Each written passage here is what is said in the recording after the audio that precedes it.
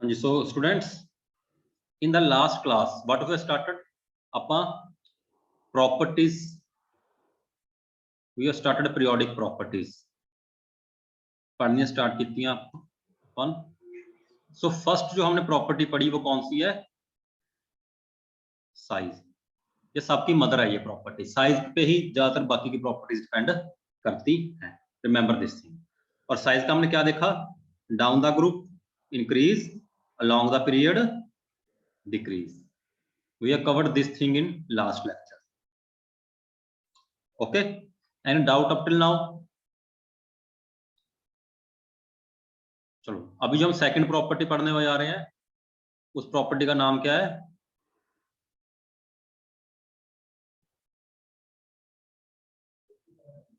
Ionisation enthalpy. इसको ionization potential भी बोल देते हैं, या आयोनाइजेशन एनर्जी बोल देते हैं, या आयोनाइजेशन पोटेंशियल भी बोल देते हैं। ठीक है, तीनों सेम चीज को ही रिप्रेजेंट करती हैं। Okay, let's study about this ionisation potential, ionisation energy. Okay, तो इसकी डेफिनेशन क्या होती है? This is equal to energy needed to remove an electron from isolated gas atom in ground state। देखो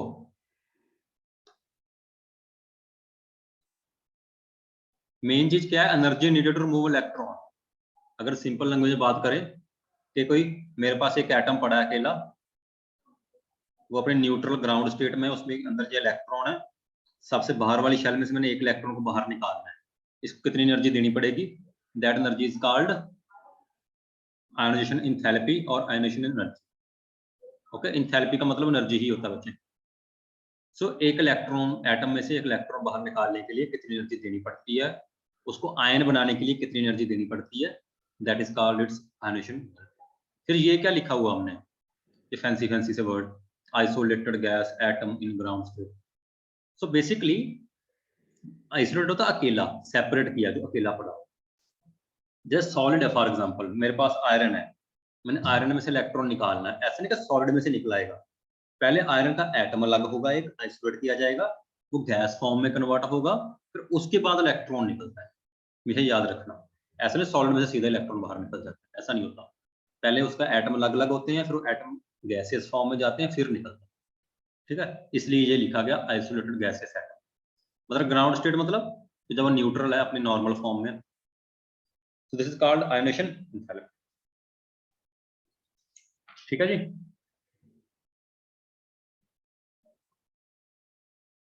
ठीक है, जब आयोनाइजेशन पोटेंशियल होता है ना, इसका मतलब सिमिलर सा ही है लेकिन डेफिनेशन थोड़ा सा फर्क होता है।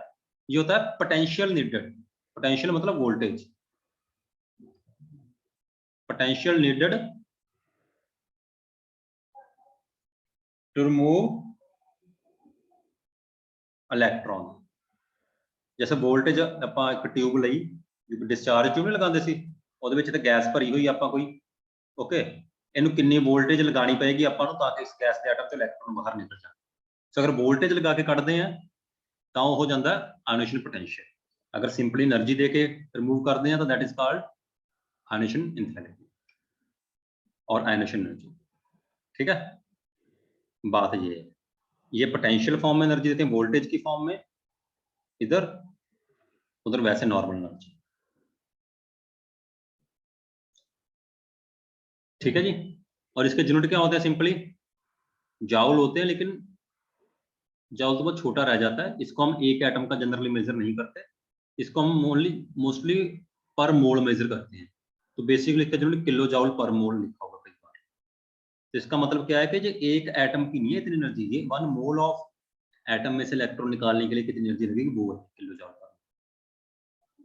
अगर कहीं पे लिखा हुआ किसी की, मान लीजिए आयनाइजेशन एनर्जी 5 किलो जाउल है पर मोल, तो इसका मतलब ये नहीं उसके एक एटम में से एनर्जी निकालने के लिए 5 किलो जूल देना पड़ेगा, तो उसके 1 मोल ऑफ एटम में से निकालने के लिए 5 किलो जूल देना पड़ेगा।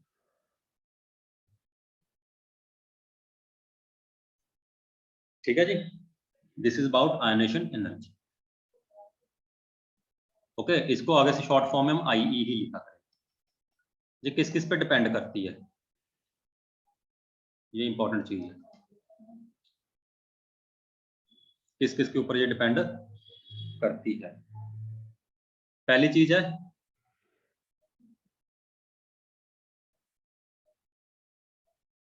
साइज ऑफ एटम के ऊपर। देखो आपको मैं सीधा पूछता हूँ भाई, एक ये वाला एटम है,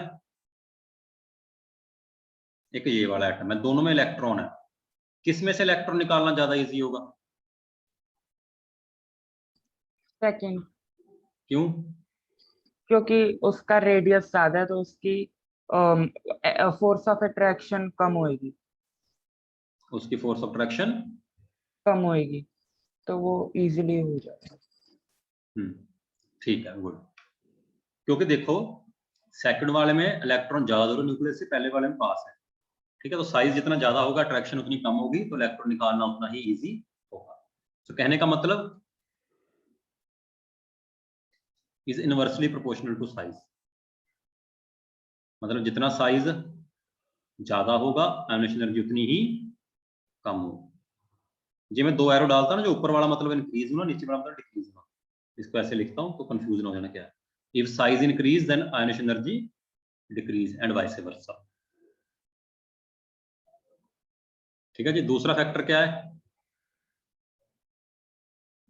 चार्ज ऑन न्यूक्लियस। ठीक है जी, मान लो एक एटम के अंदर 2 प्रोटॉन है, 2 का चार्ज है, दूसरे के अंदर 3 का चार्ज है, तो कौन ज्यादा अच्छे तरीके से अट्रैक्ट करेगा इलेक्ट्रॉन को? दूसरे वाला ना। ठीक है, तो चार्ज जितना ज्यादा होगा अट्रैक्शन उतनी ज्यादा होगी, तो इलेक्ट्रॉन को निकालना उतना मुश्किल होगा। ठीक है, so ionisation energy is directly proportional to nuclear charge. जितना न्यूक्लियर चार्ज ज्यादा उतनी अट्रैक्शन ज्यादा। सो लिख सकते हो अगर लिखना है, if nuclear charge is more, attraction between nucleus and electron is more, so it is more difficult to remove electron, so ionization energy also more, is also more। लिख भी सकते हो अपने लैंग्वेज। 2 फैक्टर हो गए भाई, अभी तीसरा फैक्टर करें।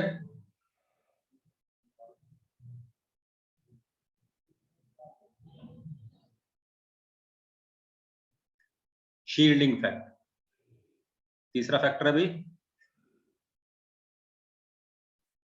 स्क्रीनिंग फैक्ट और शील्डिंग फैक्ट। जो मैंने सिग्मा पढ़ा था अभी पीछे, जितना शील्डिंग फैक्ट ज्यादा होगा उतनी अट्रैक्शन कम होगी न्यूक्लियस पे बाहर वाले इलेक्ट्रॉन पे, इलेक्ट्रॉन निकालना उतना ही इजी होगा। ठीक है, सो ionisation is also inversely proportional to screening effect। जितना ज्यादा होगा स्क्रीनिंग इफेक्ट उतनी आयनेशन एंथैल्पी कम होगी, इलेक्ट्रॉन उतनी इजीली निकल जाएगा।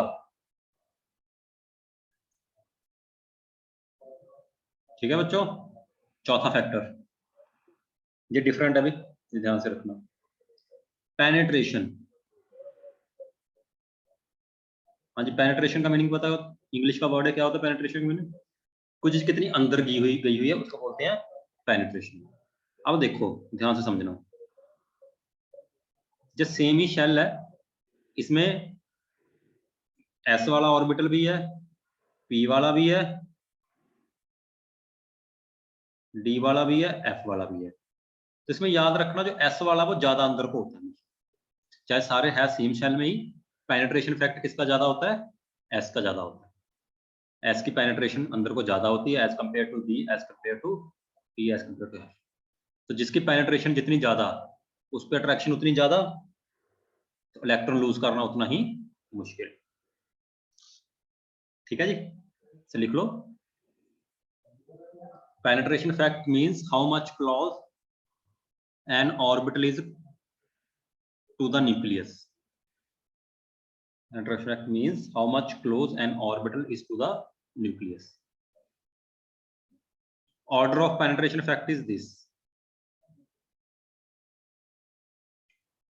So this means S orbital is more close to nucleus as compared to P, D and F. So in the same shell, electron is more easily removed from S orbital. Sorry,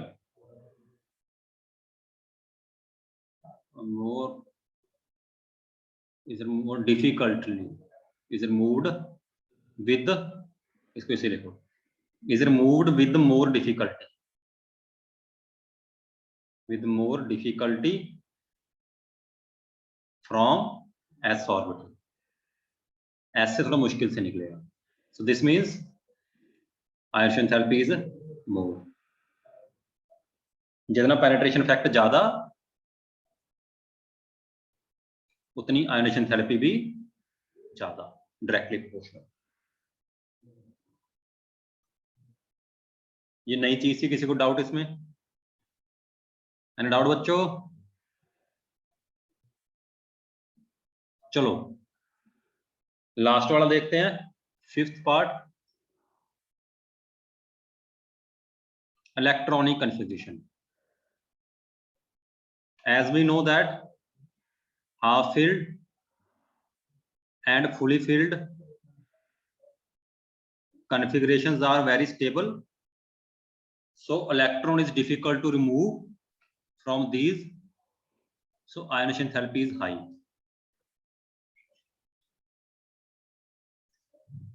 अगर किसी की configuration already fully field या half field है तो उसमें से electron निकालना हमेशा मुश्किल होता है. इसी वजह से नोबल गैसेस की बहुत ही चाह है. Noble gases have very high, noble gases are very high, if noble gases have very high ionization enthalpy because they have fully filled configuration.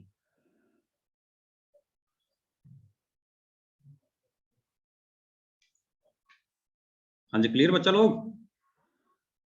तो देखो सारे फैक्टर्स एक बार देखो किस पे डिपेंड किया, फिर चलते हैं आगे.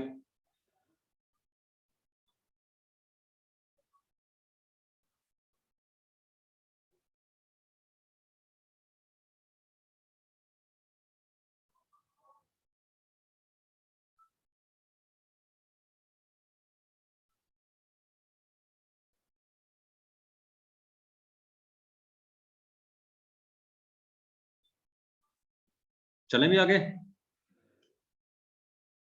कोई डाउट अब तक? चलो नो सर. अब इसका ट्रेंड देखेंगे. ट्रेंड ये कैसे डिपेंड करती है.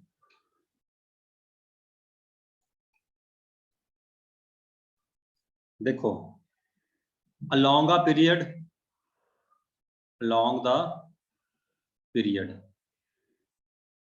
from left to right, ionization enthalpy increase because size कम होता है, because size decrease, and down the group, नीचे को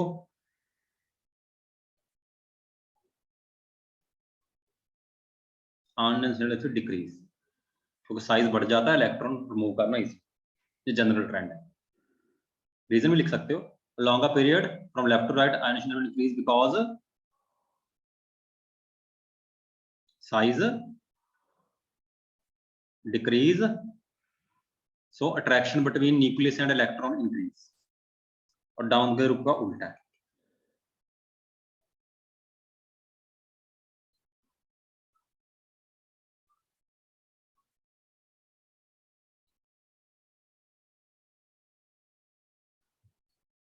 ठीक है बच्चा लोग, चलें आगे.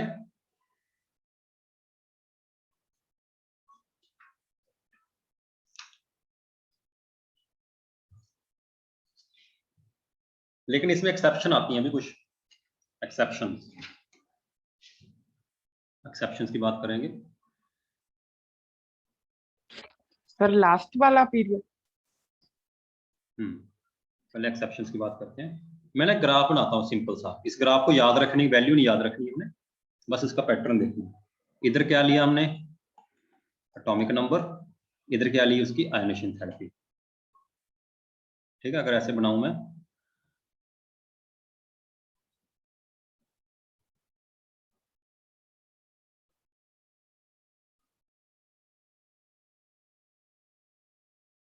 ये क्या है, lithium, beryllium, boron, carbon, nitrogen, oxygen, fluorine and neon. ये कौन सा पीरियड है, सेकंड पीरियड है पीरियोडिक का, पता ना, ये कौन सा पीरियड है, सेकंड पीरियड। सेकंड। नॉर्मली देखो एक्सेप्टेड क्या, जो हमें नॉर्मली हमें एक्सपेक्टेड क्या था कि सीधी लाइन होनी चाहिए, जैसे जैसे एटॉमिक नंबर बढ़ रहा है आयोनाइजेशन एंथैल्पी बढ़नी चाहिए, लेकिन यहाँ पे बीच बीच में कम ही हो रही है। कहाँ पे कम हुई, कहाँ पे अपने रेड पॉइंट्स मेनली, जब बेरिलियम टू बोरोन गए, बोरोन की ज्यादा होनी चाहिए कम थी, और ऑक्सीजन का भी सेम वही है, नाइट्रोजन की ज्यादा ऑक्सीजन की कम है, जबकि पीरियड तो ऐसे चल रहा है अपना,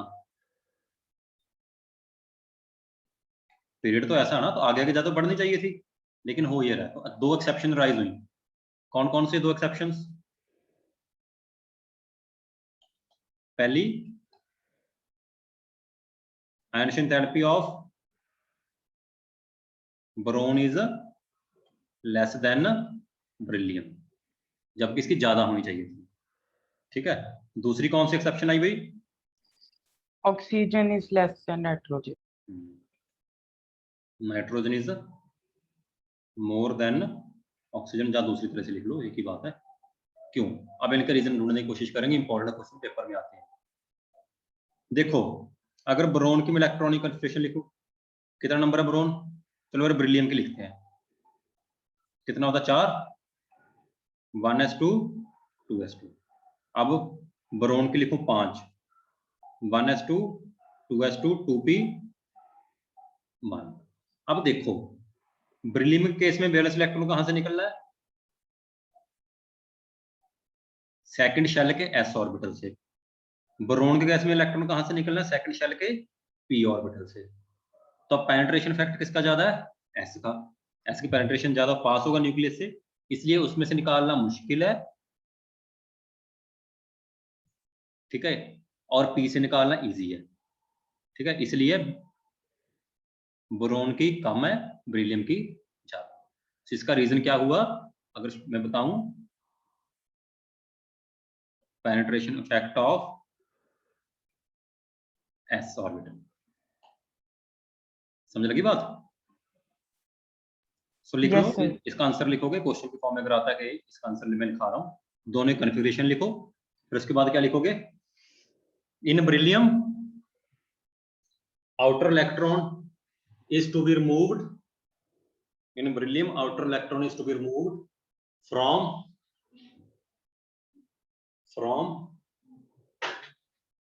s orbital of second shell,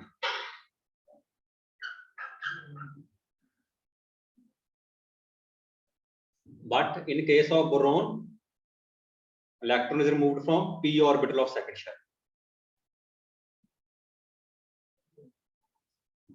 As penetration effect of s is more, so attraction is more on electron of beryllium. So electron from boron is removed more easily and its ionization energy is less. And its ionization energy is less.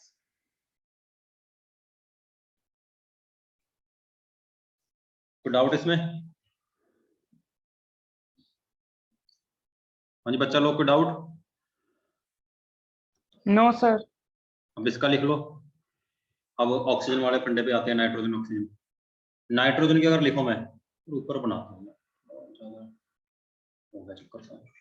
थोड़ी खुली जगह में बनाता हूँ मैं। अब nitrogen oxygen का case देखते हैं। देखो नॉर्मली नाइट्रोजन की ज्यादा होनी चाहिए थी, ऑक्सीजन की ज्यादा होनी चाहिए थी, नाइट्रोजन की कम, लेकिन यहाँ पे ऑक्सीजन कम है, नाइट्रोजन की ज्यादा है। अब नाइट्रोजन की कन्फिगरेशन लिखो, 1s2 2s2 2p3। ऑक्सीजन की लिखूं 1s2 2s2 2p4। अब देखो नाइट्रोजन की ध्यान से, इसका पी क्या है, हाफ फील्ड, क्योंकि पी वैसे 6 होते हैं टोटल उसमें, इसमें 3 है, पी क्या है, हाफ फील्ड है। और हाफ फील्ड एक्सेप्शनली स्टेबल होती है, इसमें से रिमूव करना डिफिकल्ट। और ऑक्सीजन में ऐसा ऐसा केस है ही, वो हाफ फील्ड नहीं। ठीक है, तो लिख लो, valence shell in nitrogen is half filled, so electron is more difficult to remove from nitrogen as compared to oxygen.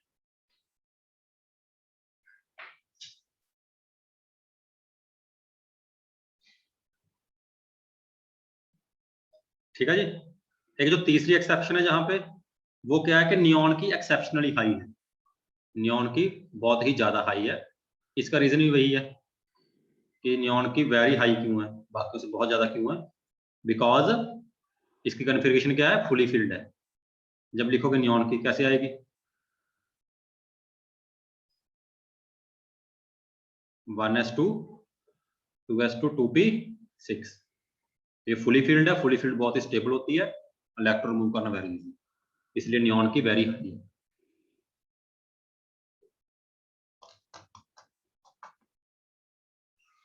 Clear हुआ आयनाइजेशन थेरेपी का फंडा भाई? और ये सिर्फ इसमें नहीं आएगा, मैंने तो इस पीरियड के एग्जांपल दिए, आपके सिलेबस में यही है, जो ग्रुप के नीचे वाले मेंबर हैं उनमें भी आएगा, ऐसे ग्रुप के हर एक में आएगा। ये जो हम देख रहे हैं ना, जो प्रॉब्लम देख रहे हैं, यही जो वाला ग्राफ सर? ऐसा हर किसी में रिपीट होगा। हमने थर्ड पीरियड का देखा, फोर्थ वाले में भी ऐसे ही होगा, एक्सेप्शन ऐसे ऐसी जगह पे आएंगी। तो मतलब सर जैसे ये थर्ड पीरियड का है, तो फोर्थ पीरियड में जो लिथियम के नीचे वाला होएगा, मतलब जो बेरिलियम के नीचे नीचे वाला वाला और होएगा, ब्रोन के नीचे वाला, उनमें भी आएगा एक एक्सेप्शन। फिर तो और सर ये एक्सेप्शन ही नहीं हुई, फिर तो ये हर पीरियड में ही हो रहा है। हर पीरियड में हो रहा है, लेकिन नॉर्मल ट्रेंड से तो अलग हो रहा है ना। नॉर्मल ट्रेंड क्या कहता है कि आगे वाले का, पीरियड के आगे वाले का ज्यादा होना चाहिए, necessarily पहले वाला कम होना चाहिए। यहाँ पे आ रही है ना एक्सेप्शन, तो आ रही है, नॉर्मल ट्रेंड से तो हटके है ना। Yes sir. ठीक है, समझ लगी बात बच्चों? So this is very very important. अपना ये हो गया, ठीक है। अब एक बात आती है सक्सेसिव आयनेशन थेरेपी की।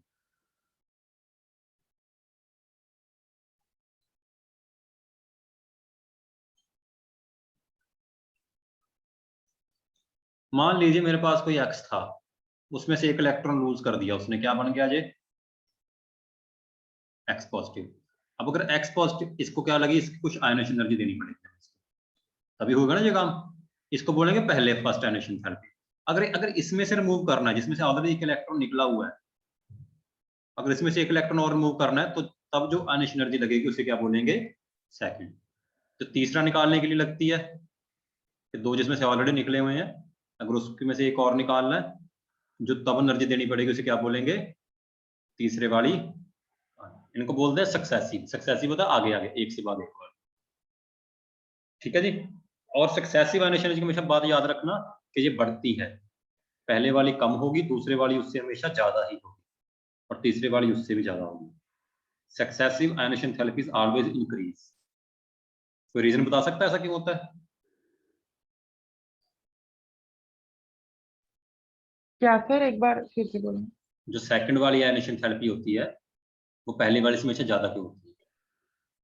क्योंकि सर जो उसके बाद वाला जो होएगा, उसका जो एटॉमिक साइज होएगा वो कम होएगा पहले वाले से। क्योंकि वो कटायन बन गया ना, उसमें से ऑलरेडी एक यस। इलेक्ट्रॉन निकल चुका है, साइज कम हो गया, अट्रैक्शन ज्यादा होगी न्यूक्लियस की इलेक्ट्रॉन पे, तो निकालना उतना ही मुश्किल होगा। ठीक है, तो लिख सकते हो कि why successive ionisation enthalpies are higher, because after removing one electron,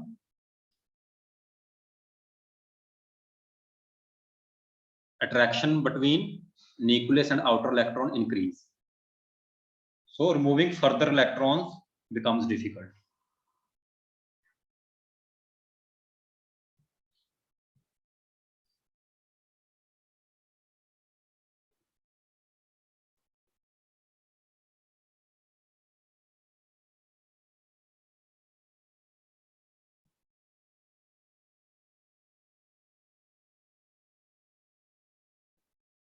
समझे बच्चे बात को? So this Yes, is sir. All about your ionisation enthalpy. ठीक है जी, तो अब कुछ क्वेश्चन करते हैं।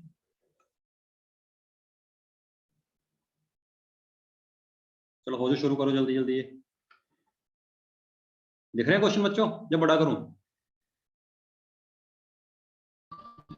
सर थोड़ा सा बड़ा कर दो।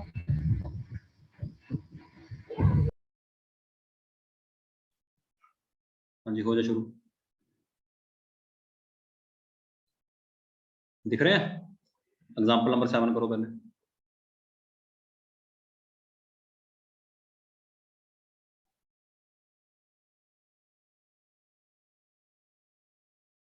हाँ जी, क्या है एग्जाम्पल नंबर 7?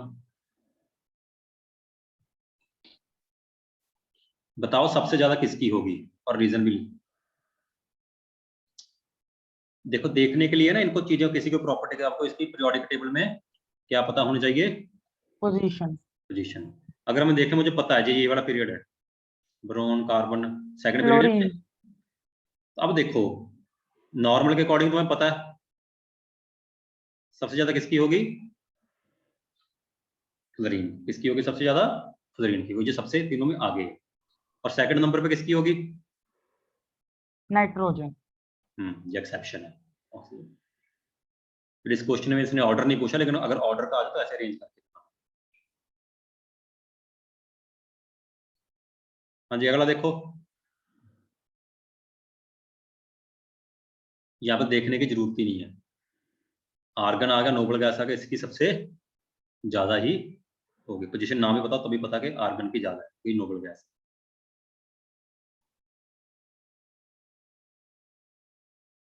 समझे नहीं समझे? Yes sir.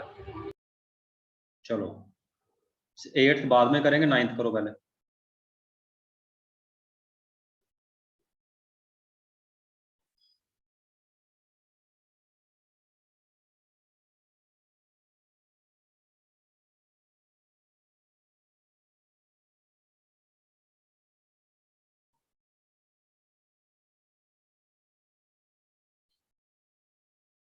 सोडियम की बताओ कहाँ पे होगी? सोडियम 11 नंबर 10 तक बता दिया, ठीक है। सोडियम की कहाँ पे होगी?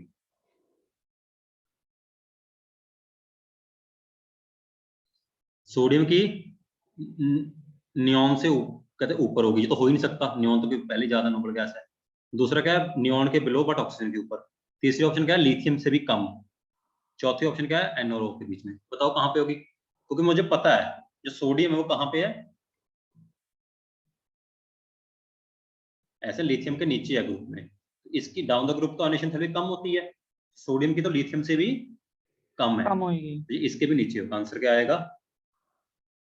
बिलो। Below lithium.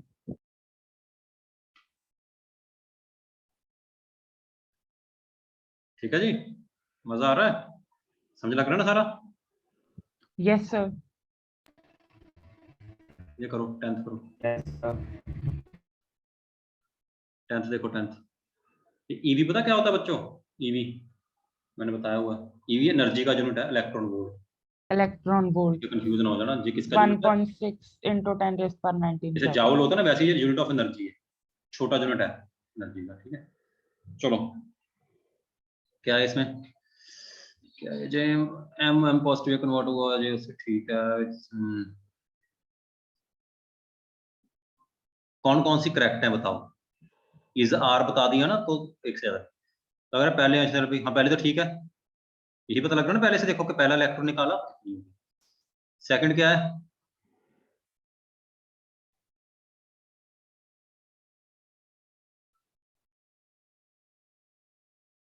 हाँ देखो आयनेशन ऑफ एम पॉजिटिव। हाँ एम पॉजिटिव की पहली आयनेशन एनर्जी क्या है?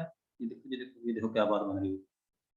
सही बात है जी, ये देखो बड़ी अच्छी चीज है जी, इंटरेस्टिंग है।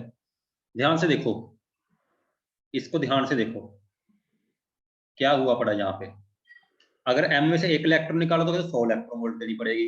अगर दो निकालने तो कितनी देनी पड़ेगी? 250। तो एक में से एक निकालने के लिए कितनी देनी? जैसे ऑलरेडी एक निकला हुआ है, इसमें से एक दूसरा निकालने के लिए कितनी देनी पड़ेगी बताओ?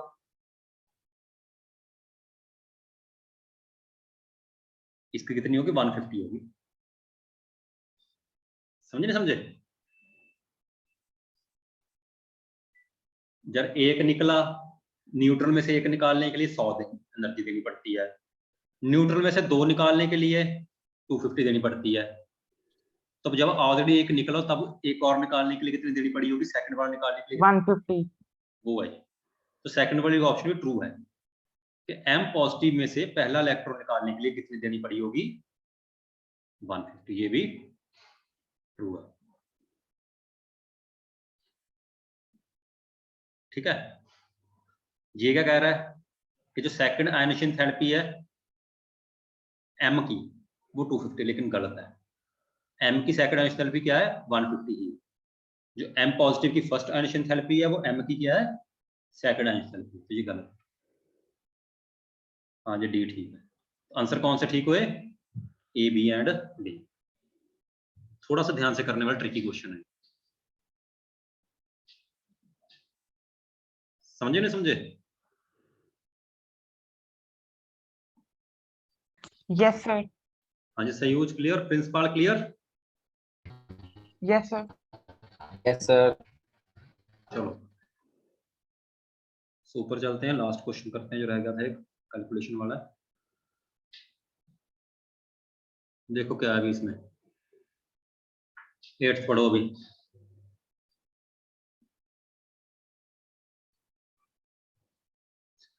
First and second ionisation energy of magnesium, पहले वाली इतनी है, इसकी सेकंड वाली इतनी है।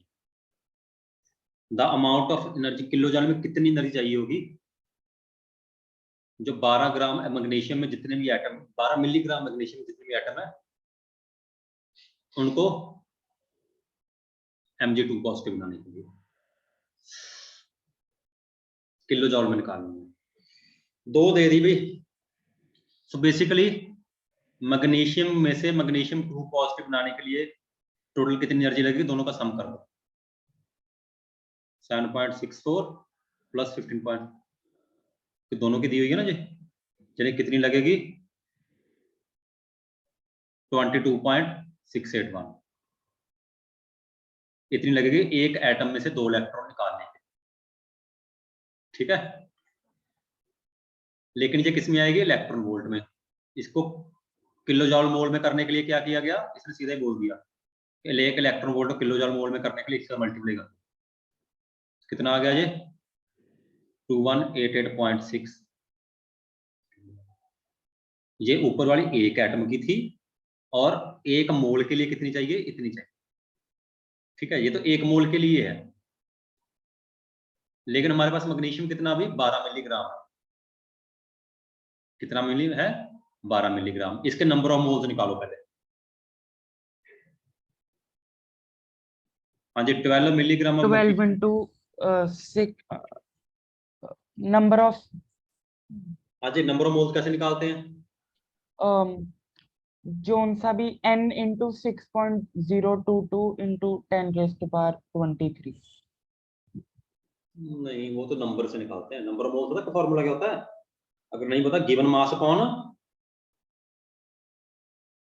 Atomic mass. मोलर मास या एटॉमिक मास। इसका गिवन मास कितना है? नंबर ऑफ 12, लेकिन ये क्या है अपन का? मिलीग्राम में। तो ग्राम में करने के लिए 10⁻⁻3। ठीक है जी। तो नीचे किसके साथ डिवाइड करेंगे इसे? बताओ।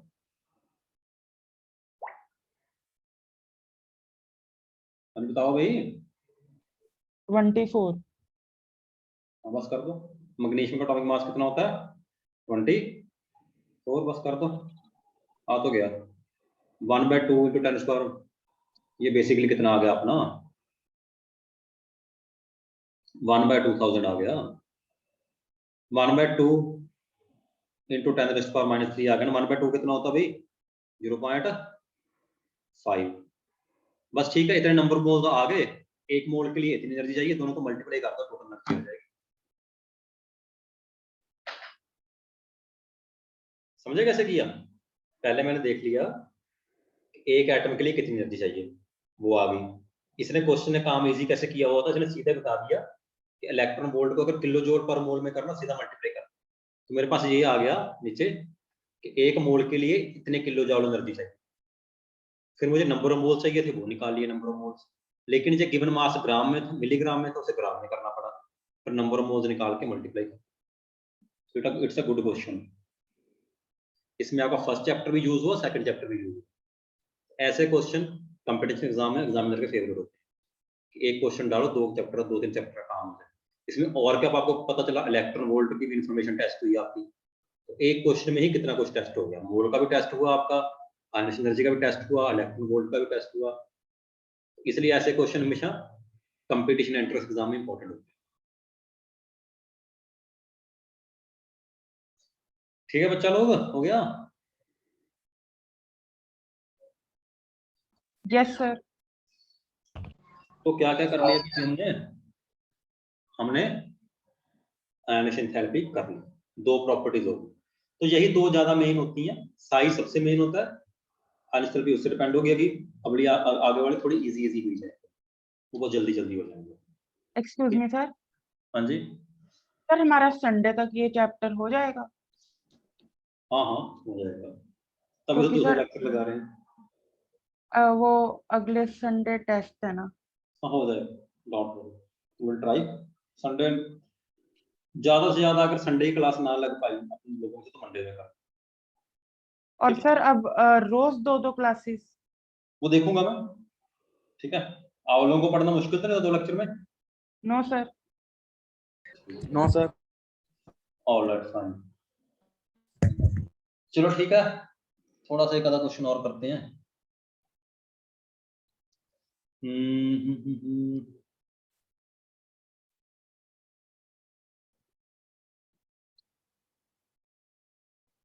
क्वेश्चन है, लिखो। लास्ट क्वेश्चन कर रहे हैं अभी आज का हम।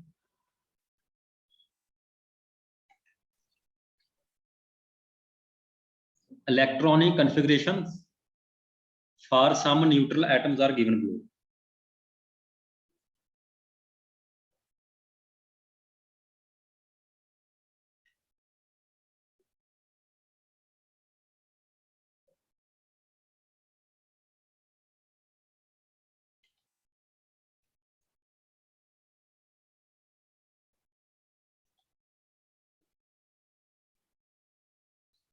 ठीक है, which of the following atom has highest, which of the following atom has highest, 2 part है, first ionisation energy and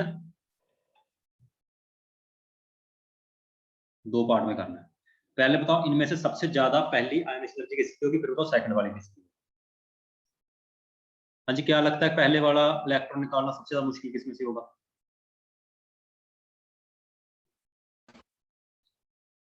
sir सी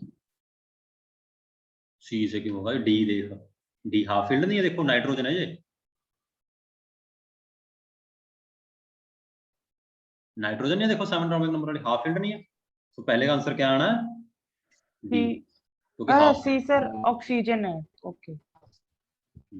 और सेकंड वाली, अब जो मानो कि एक इलेक्ट्रॉन ऑलरेडी निकल चुका है, ठीक है, अब इसमें अगर ए में से ऑलरेडी एक इलेक्ट्रॉन निकल चुका है, ठीक है, तो क्या बन जाएगी आफ्टर लूजिंग मान लो 1s2 2s1।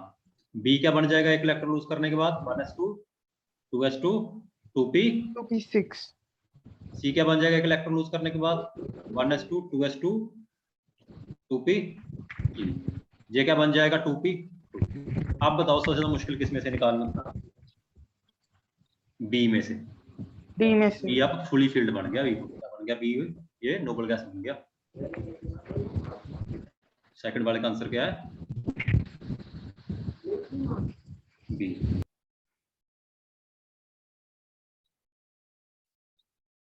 ठीक है बच्चों, सो यस देखो sir. That's all about today. Revise करो, 5-10 मिनट क्लास में ऑन रख रहा हूँ, कोई भी डाउट है काफी कुछ हो गया, करो सारा, देखो कोई डाउट है कुछ।